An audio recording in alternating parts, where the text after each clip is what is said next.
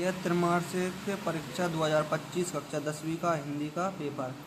तो इसका पहला प्रश्न है, सही विकल्प चुनकर लिखिए। तो पहला है इसका, सूर्य के पदों की भाषा है ब्रजभाषा, अवधी भाषा, मैथिली भाषा, बघेली भाषा। तो इसका पहला उत्तर सही है, ब्रजभाषा।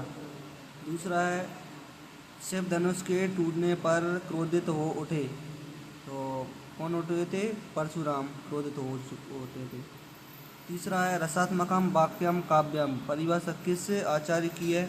पहला है आचार्य जगन्नाथ, आचार्य मब्बव, आचार्य विश्वनाथ, आचार्य रामचंद्र शुक्ल।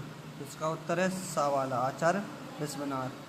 फिर चौथा है, बाल गोविंद भगत साहब मानते थे। किसे मानते थे? सूरदास, तुलसीदास, नागार्जुन या कबीर। तो इसका उत्तर है दा वाला, कबीर। दो वर्णों के मेल को कहते हैं, दो वर्णों के मेल को क्या कहते हैं? संधि। इसका आ वाला ही सही है। छठवा है, भोलानाथ का असल नाम था। तो इसका नाम क्या था? तारकेश्वर नाथ। तो ये हुए 6 विकल्प। अब प्रश्न नंबर 2 है, उचित शब्दों का चयन कर रिक्त स्थानों की पूर्ति कीजिए। तो सहस्त्र बाहु की भुजाएं ने काटी थी। तो किसने काटी थी? परशुराम ने। छंद के कितने वेद होते हैं? 2। संचारी भावों की संख्या 33 मानी गई है। चौथा है, नेताजी की मूर्ति कितने फीट की होती है? 2 फीट की। पांचवा है, दशानन शब्द में बहुब्रीहि समास है। छठवा है, भोलानाथ के पिता आटे की 108 बोरियां मछलियों को खिलाते थे।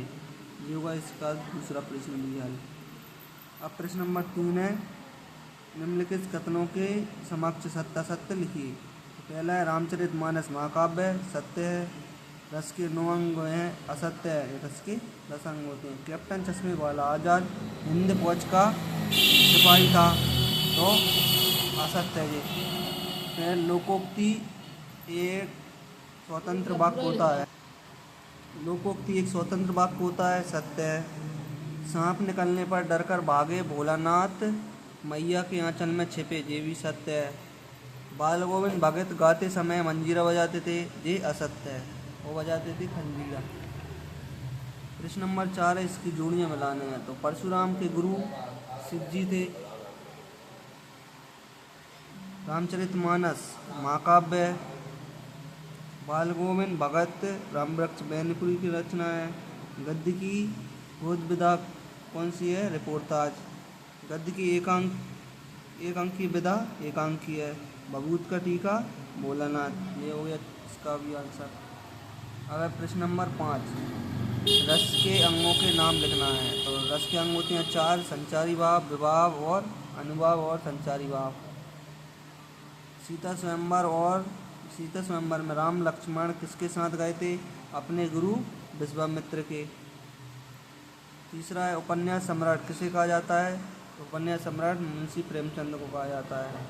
दिल्ली चलो का नारा किसने दिया? नेताजी सुभाष चंद्र बोस ने।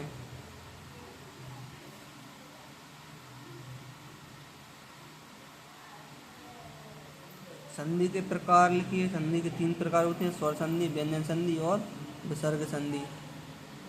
फिर छठवा है, स्वर का स्वर के साथ मेल किस संधि में होता है? तो ये होता है स्वर संधि में।